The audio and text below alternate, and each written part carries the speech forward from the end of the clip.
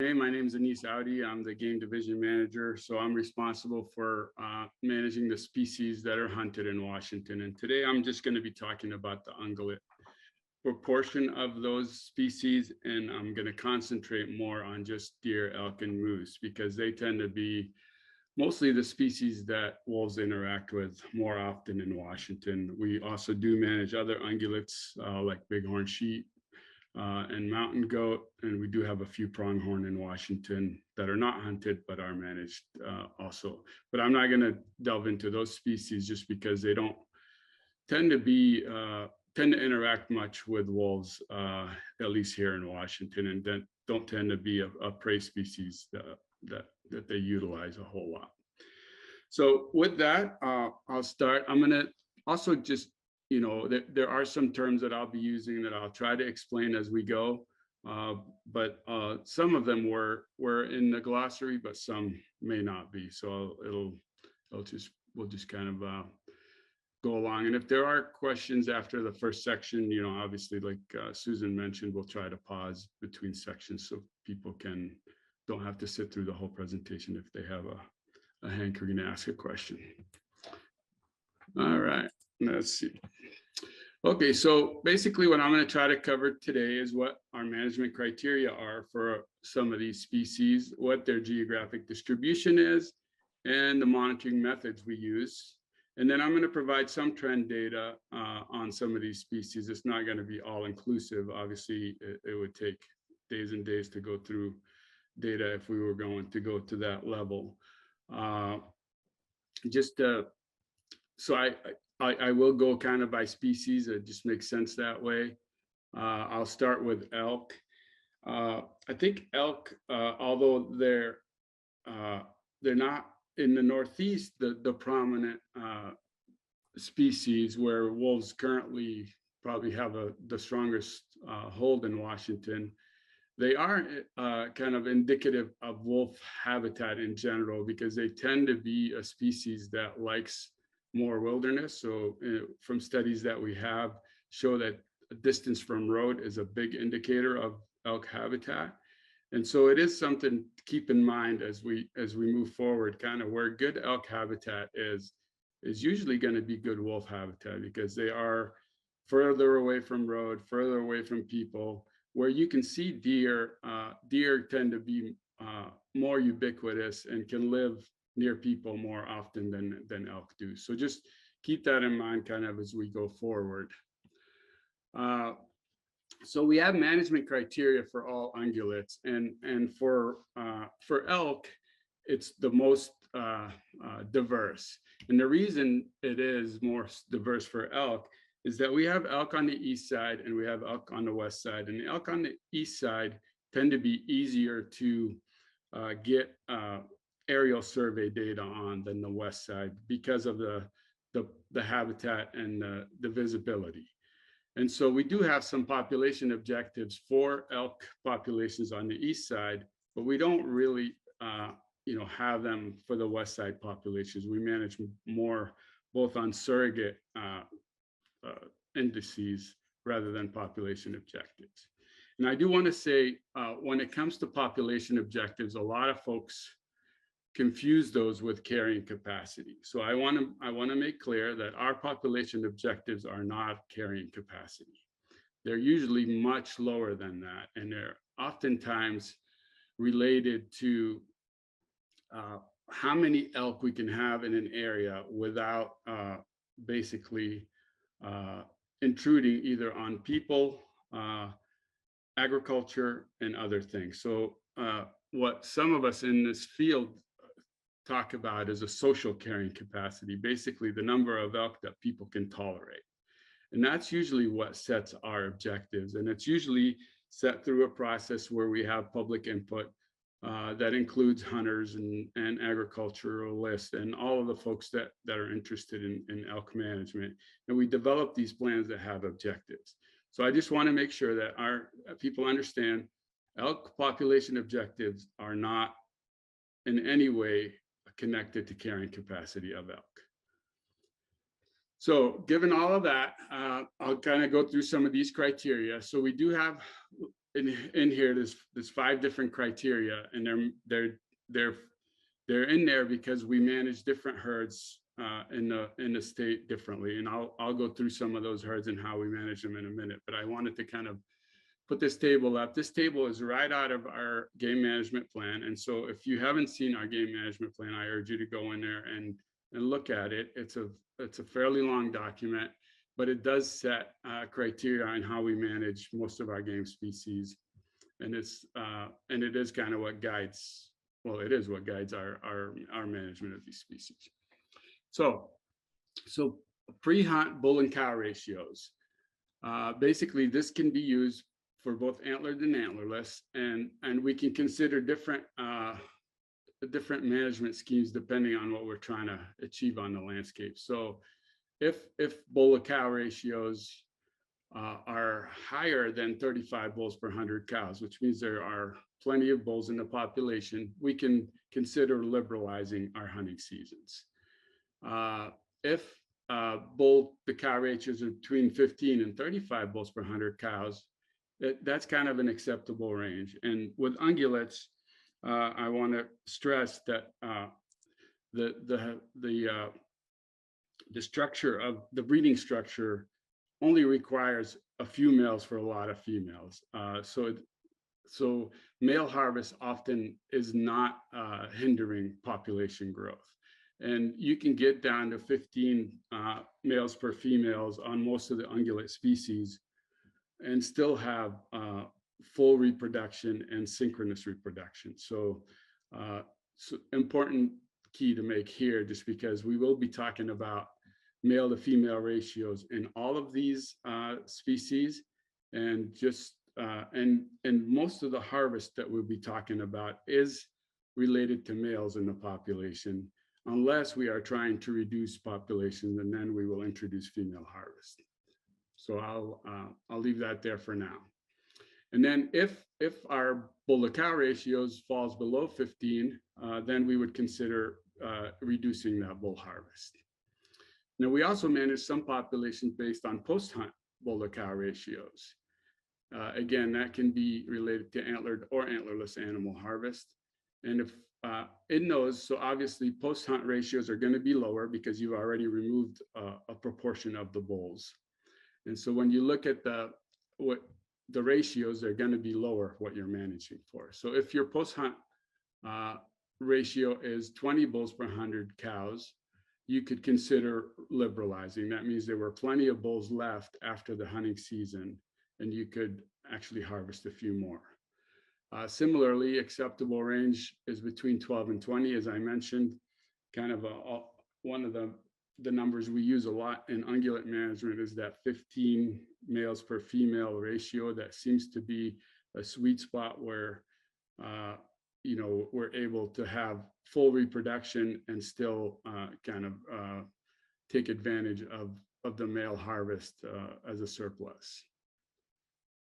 And then where we consider restricting is when we get to below 12 bulls per 100 cows in the harvest postseason.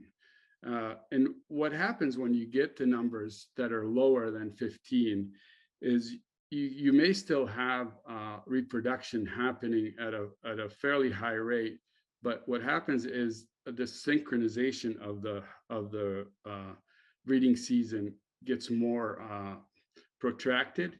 And what that does is it causes young to be born not in a synchrony, which could make them vulnerable to predation. So you want the breeding season to be short, so all of the animals in the spring are born at the same time, so predators can't take advantage of them through a longer period, if that makes sense. Okay, so and then we do have an estimated bull mortality criteria as well, and that's mostly related to antlered animals, and that's usually done through research where we radio collar a bunch of bulls and or if it's deer, bucks, and then look at the mortality rate. This isn't used a whole lot, but it is a criteria we use. So if you're harvesting less than 40%, you can consider liberalizing. Again, Usually acceptable rates of harvest for a lot of ungulates are in the kind of 50 to 70% range of the males can be harvested. And so if it's less than 50, it's an acceptable range. If it's greater than 50, then you probably want to kind of be thinking about reducing opportunity. Now, there is a component in some of our units where we're managing for a certain age structure. So these are, we're managing for older age structure in the male population. And in those areas, we manage by kind of the antler configuration. Usually a 6-point bull is at least 3 years old. There are exceptions to that. So there are some bulls that reach 6 points their second year, but for the most part, most of the bulls are. So when you're managing for an older age class structure, you basically are trying to figure out how many bulls are left in the population after the hunting season that are 6 points or better. So percent 6 points or better, branch antler bulls in the post-hunt subpopulation, and that's mainly to manage antlered animals. And so if you have greater than 10%, you can consider liberalizing. If you have 2 to 10%, that's an acceptable range, and then less than 2% you can restrict. Now, as I mentioned, we do have some population objectives, and that's mostly related to antlerless animals. So as I mentioned, when populations grow, the way to reduce populations is to remove antlerless animals because they're the reproductive proportion of the population. So when you're above objective, obviously you consider liberalizing. So you're trying to reduce the population back to objective. If you're at objective, you can minimize the antlerless harvest and concentrate mostly on the bull harvest. And then if you're below objective, you would basically remove all antlerless harvests and let that population grow. Most of these populations, as I mentioned, are not at carrying capacity. So if you do remove antlerless harvest, you should see an increase in numbers. So those are the criteria. These are the herds that we manage in Washington. There's basically 10 herds. And you can see them there: the Olympic Peninsula, the Willapa Hills, the North Cascades, North Rainier, Colockum, Yakima, South Rainier, Mount St. Helens, the Selkirks and Pend Oreille subherd, and then the Selkirk Spokane subherd, and then the Blue Mountains herd. So those are geographic herds that interact with one another that we have delineated, and we manage them as a herd. Now, as I mentioned, east side, west side kind of is different because of the way we can count them. And you'll see some terms here that I'll explain briefly. So aerial sighability is basically a method of getting up in the air and counting animals, but obviously you're not going to see all the animals. And so what managers have produced over the years are sightability models. So basically they had a bunch of radio collared animals out there, and they knew where they were, and they flew over it, and they figured out how many they saw and how many they missed based on the radio collars.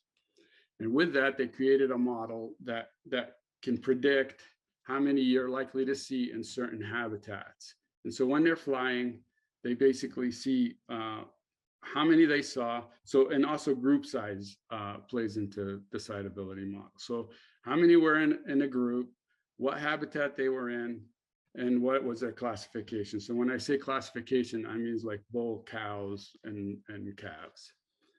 And so from that can be plugged into the model, and it will give you a population estimate based on a sightability model.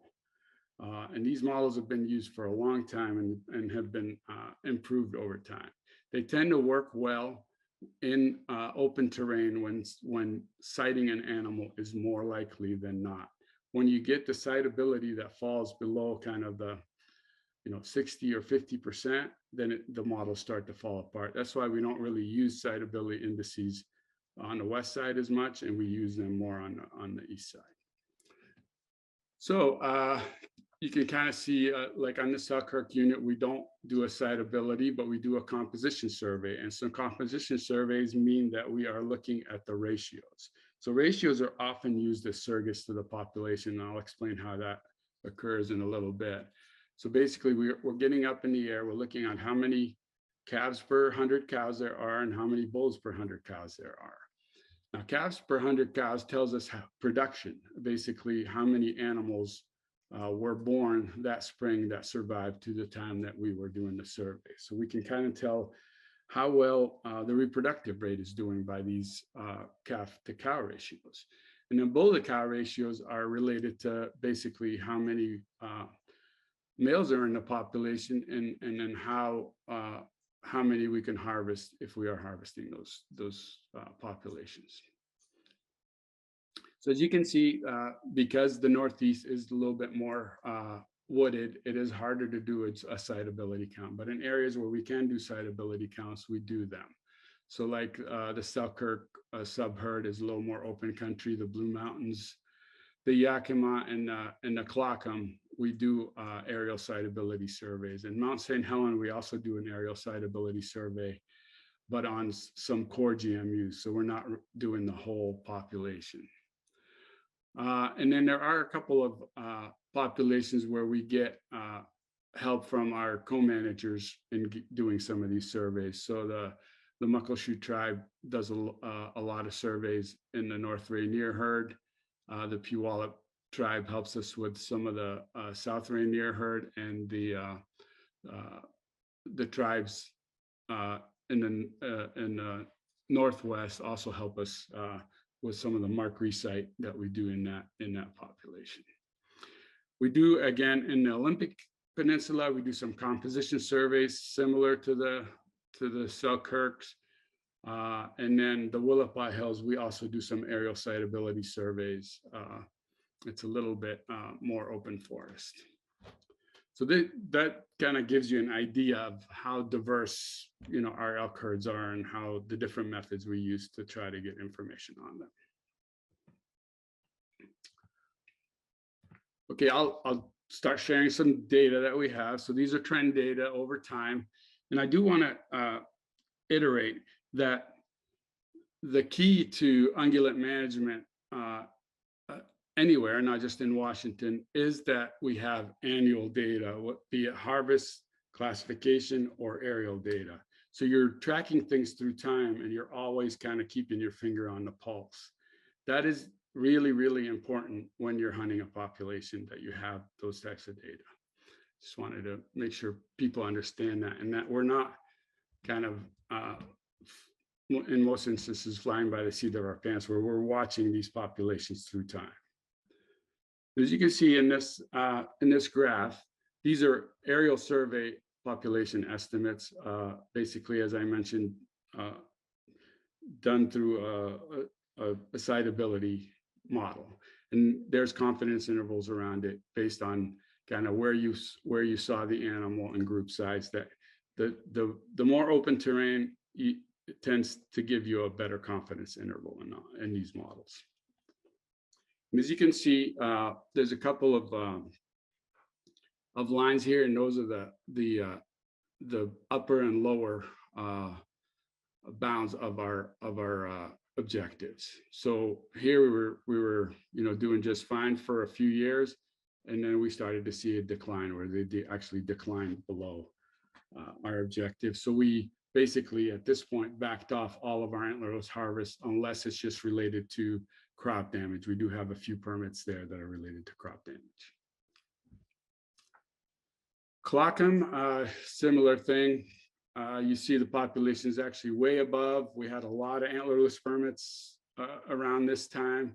And then as it came into objective, we started dropping off those antlerless permits. It actually dropped quite a bit below, and then now is rebounding.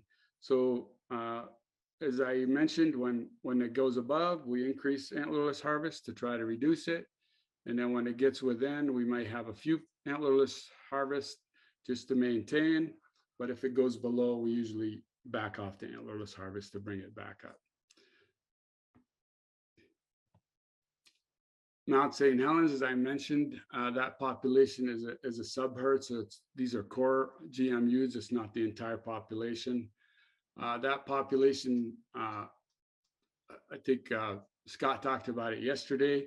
After the mountain blew, there was really good habitat. That population was really high, but as the canopy started to fill in, that population became nutritionally stressed and actually declined.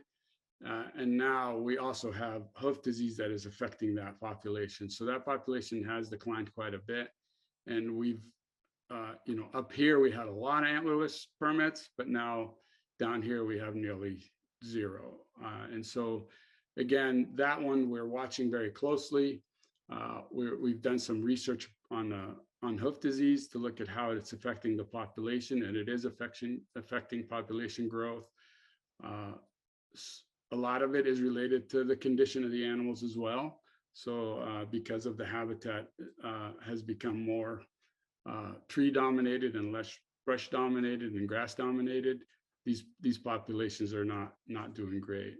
So one thing we can do is improve habitat. The other one is just kind of keep trying to figure out if there are ways to minimize the effect of hoof disease.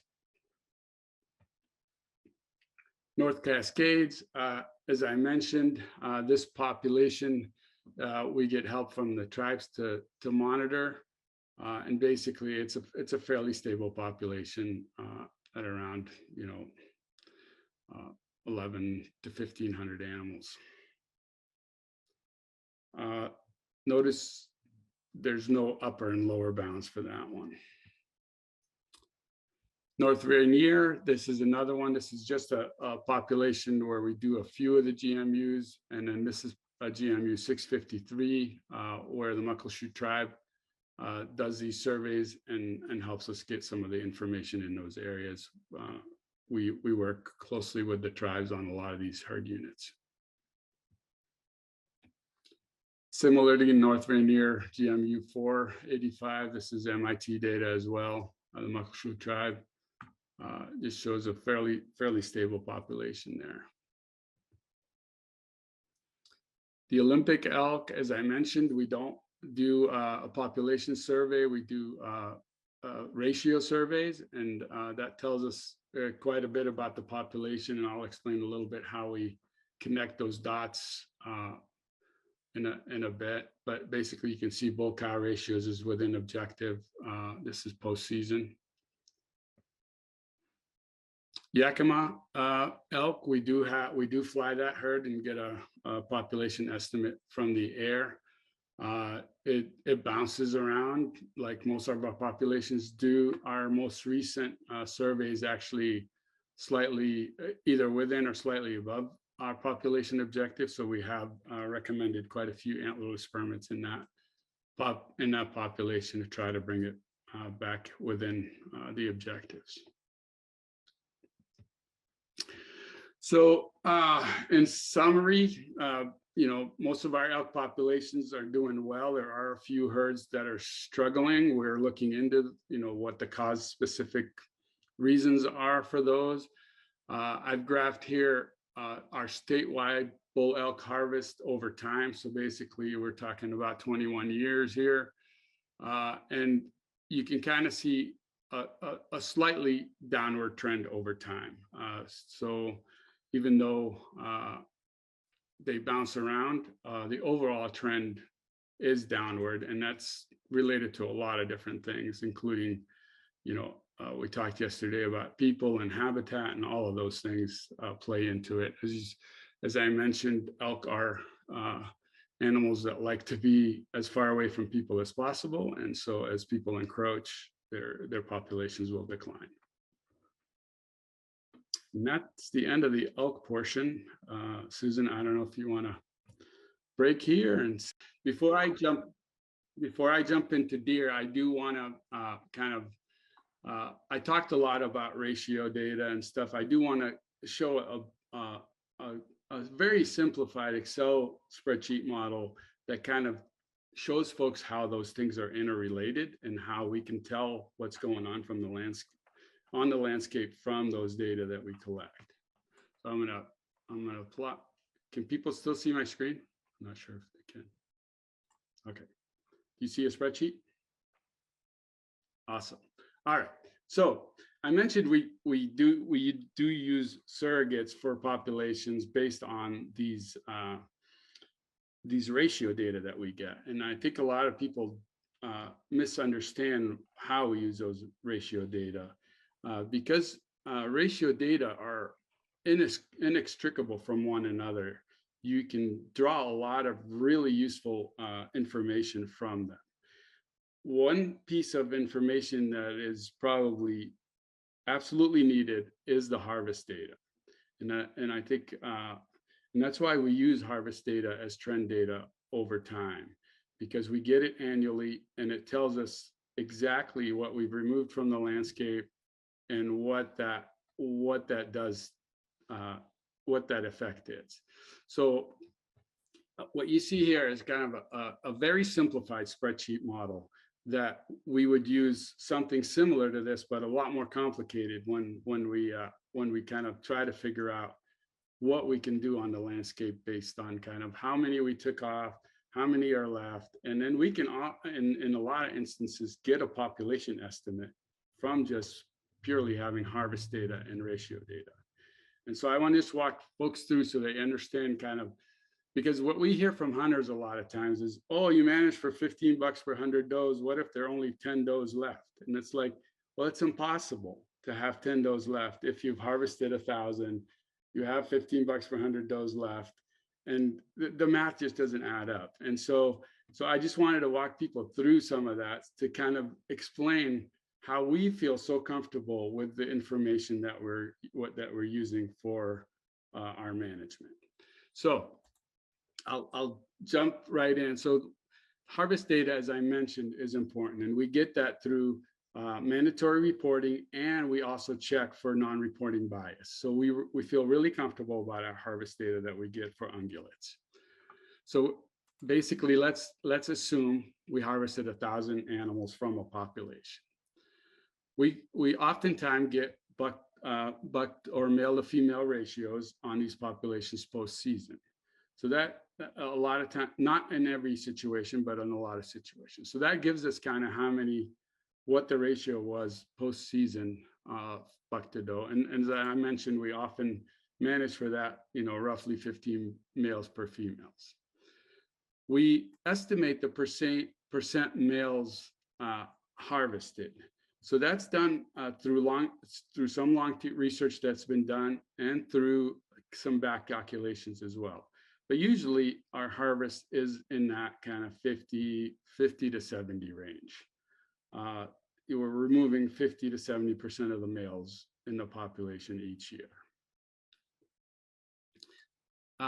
Then we often get juvenile to female ratios. That tells you your reproductive rate, basically. In a lot of, a 60 juvenile per female ratio is more like a deer ratio. Elk are usually lower because their reproductive rate is lower and they're longer lived. And then we also, in some instances, have pre-season male to female ratios. And these two, the pre and post together, you could calculate, if you have both of those, you could calculate your percent males harvested from that. So you wouldn't have to estimate it. So I guess given all of that information, everything is tied together. So from that, you can get basically what your preseason males were from a very simple calculation. A2 is your males harvested divided by C2, which is the percent you harvested. So that gives you kind of the number of males that were on the landscape before your hunting season. Then from that, you can get very easily what your postseason males were. And then when you apply the ratios that we have, you can get your postseason females, your postseason juveniles, and a population estimate. And over time, if you take that number and you basically reset it and start from scratch every year, you start to get more and more confident about that population estimate, because over time your your ratios are changing. And if they always point to the same place, you become more and more confident with that population estimate. So I just wanted to make folks aware that how linked all these things are, and how we are able to be confident about that we have a minimum number of animals out there without actually going out and counting them. We can get that from the ratios and from the harvest. Now we often get like, well, what if you're harvesting, 90% of the bucks? What you don't know what you're harvesting. So, let's put 90 in there. So that means preseason you had 150 males per females, and that never happens even in an unhunted population. So the numbers have to be realistic, and so that's why I'm saying it's not when we get kind of claims like, you guys don't know what you're doing, you don't know how many you're harvesting. We do, and those are based on a lot of the information we collect.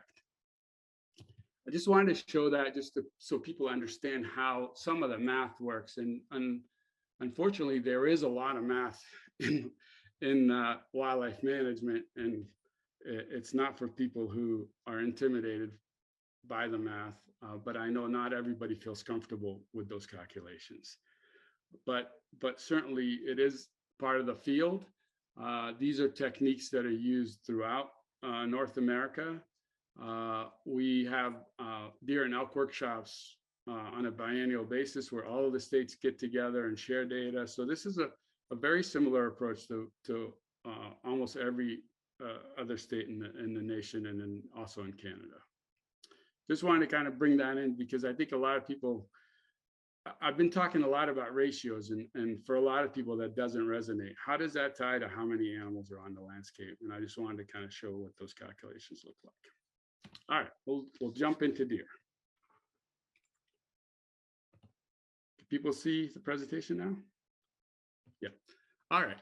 So management criteria for deer are all based on ratios. We don't have any population estimates for deer, nor do we have population objectives, because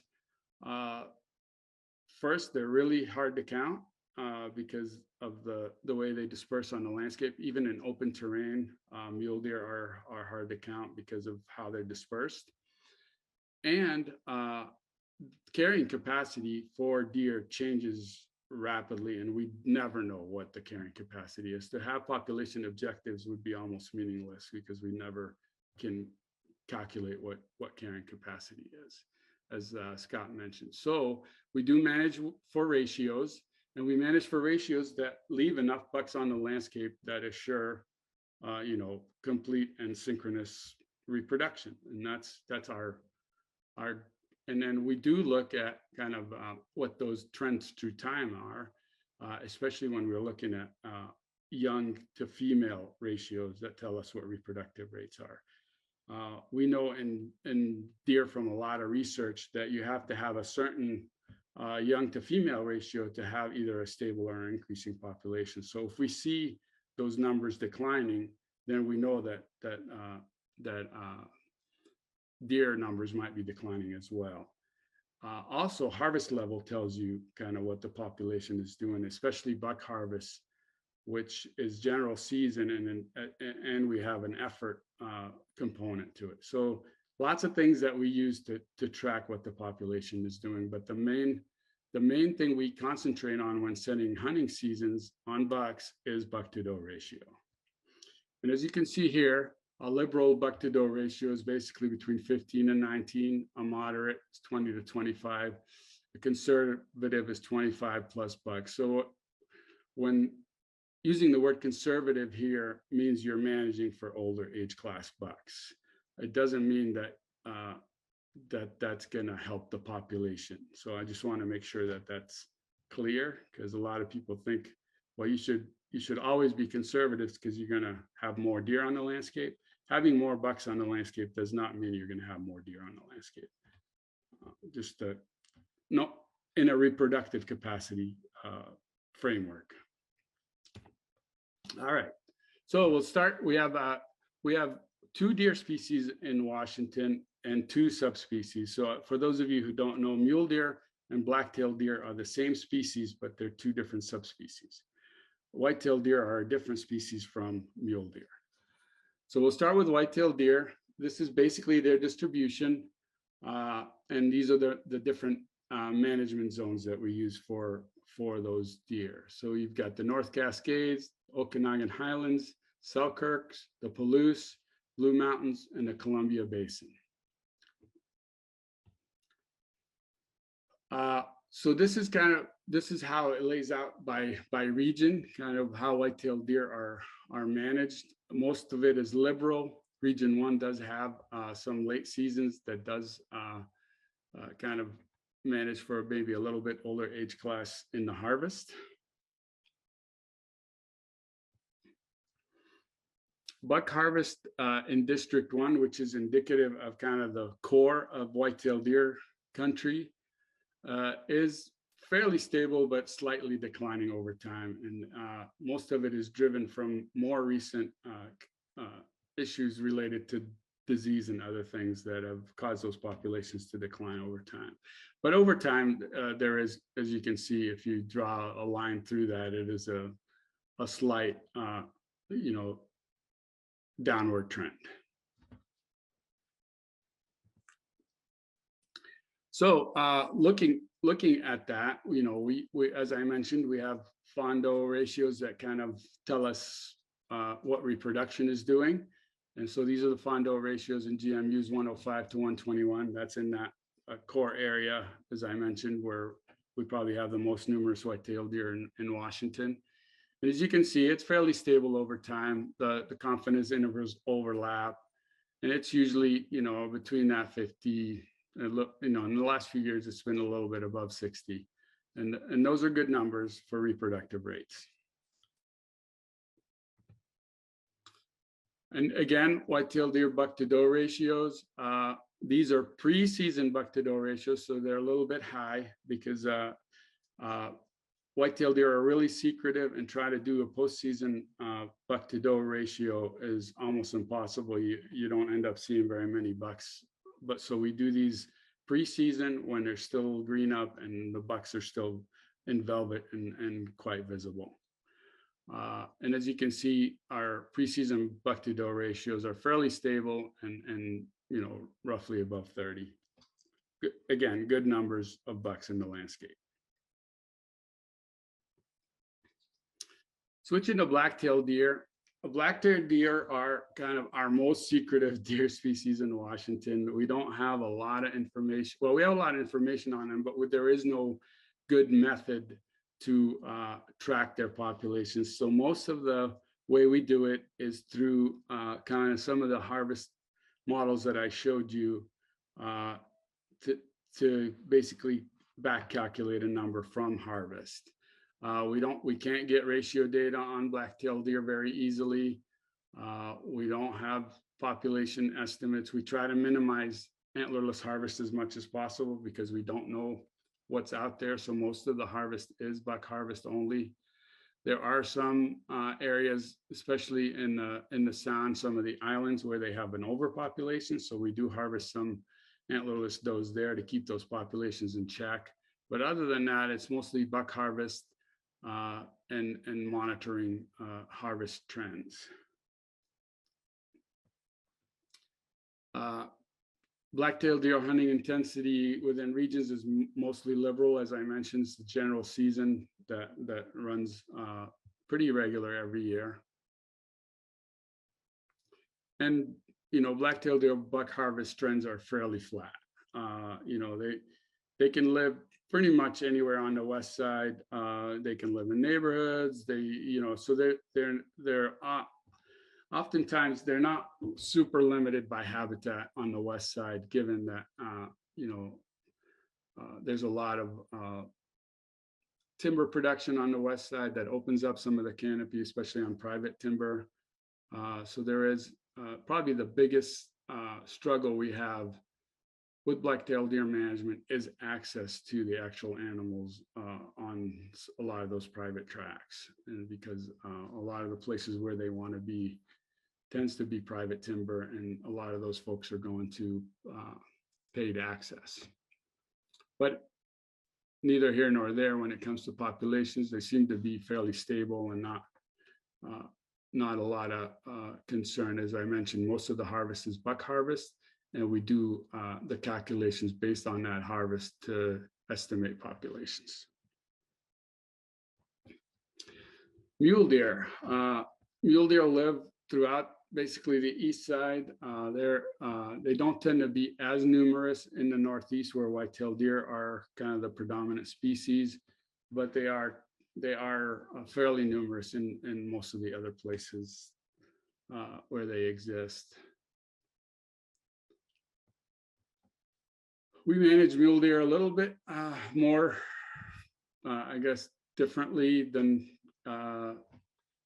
than others, and there is a push to kind of maybe even go to a permit system for mule deer, because they are kind of our least numerous of all the species. Well, not overall, but in where they exist, they're not as dense as we would like them to be. Again, we manage for a variety of different objectives here, where most of the regions have liberal hunting. There are some specific areas where we offer opportunities on large antlered bucks in some of the regions. Mule deer harvest is fairly stable, as I mentioned, and that's based on buck harvest in District 4 through District 8, which is in kind of the heart of mule deer country. And I pulled that out because it's really hard for us to pull species or subspecies specific data from our harvest data, because our tags are not specific to a species or a subspecies currently.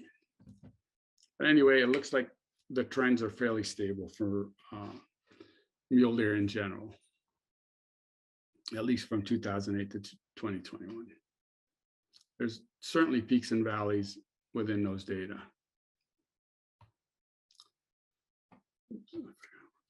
Statewide buck harvest, again, shows a similar trend to what I showed in elk, at least when you look at 2 decades worth of data.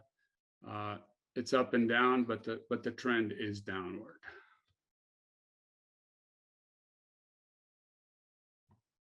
And I'll stop there and see if we want to take some questions, or I'm going to jump into the moose portion of this presentation. So moose, so here's a map of kind of moose distribution in Washington. They're basically in the northeastern part of the state. They are starting to be more and more numerous in the Okanagan country and kind of up in that neck of the woods. Moose are kind of new to Washington. They came in, probably in the late 90s, early 2000, and basically they didn't have a lot of competition because there were no other moose here, so they grew at a fairly good rate. And at some point, probably in the, I don't know, mid-teens, 2014, 2015, they probably started hitting their carrying capacity, because we did start seeing,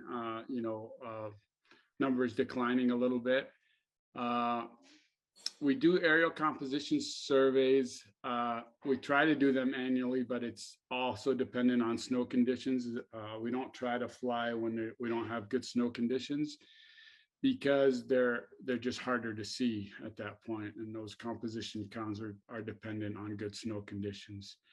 We did do a mark recapture distance sampling estimate back in 2016. And basically what that is these are transects you run, and basically you plug it into a model that estimates population based on distance. It's similar to the siteability model, but it's a distance sampling approach. That's also a very common method that's used in wildlife management. But MRDS is expensive, and it's also, like I said, constrained by weather and snow conditions, because you do have to have good snow to be able to fly them. We are working towards some better methods with moose related to statistical population reconstruction. So that would require us to have some collars out there to get Sorry about that. I don't know how you can mute. Probably don't need to see all my things popping up. Let me see here. Anyway, we are looking at doing some population reconstruction with moose, which would require us collaring some animals, looking at survival rates, and then basically constructing these populations based on that. Our management criteria for moose in Washington are a once in a lifetime species. So if you draw a moose tag and harvest a moose, you will not get another opportunity to do so in your lifetime because they are so rare. And we do harvest mostly males, although we do have some antlerless harvests in areas where we're, especially around areas where we have a high human population, to try to manage some of the conflict issues around those. So our criteria for bull to cow ratios are basically anything above 75 bulls per 100 cows, we would liberalize. It's acceptable to have 60 to 75 bulls per 100 cows. And if we get below 60 bulls per 100 cows, we would restrict. And the reason for that, as I mentioned, this is a once in a lifetime hunt. So we are managing for older age classes in the harvest to give those folks that take so long to draw an opportunity to harvest a mature animal. We also have some calf to cow ratio objectives, basically related to antlerless harvest. And if we have more than 45 calves per 100 cows, we could liberalize. If it's within 30 to 45, it's an acceptable range. And if that falls below 30 calves, we would restrict. We also have some age criteria of bulls. Again, like I mentioned, we're managing for older age class bulls in the harvest. So we're looking for that 4.5 to 5.5-year-old bull in the harvest range would be acceptable. Anything below that, anything above that,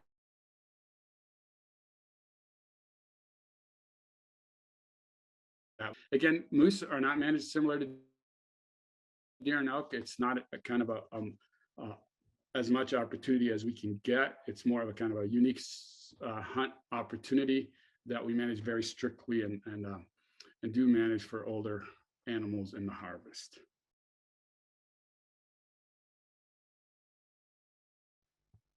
So that's it for moose. I do have a couple other slides kind of to wrap us up. I don't know if people want to ask questions about moose before I go there, or I can just go there and wrap it up.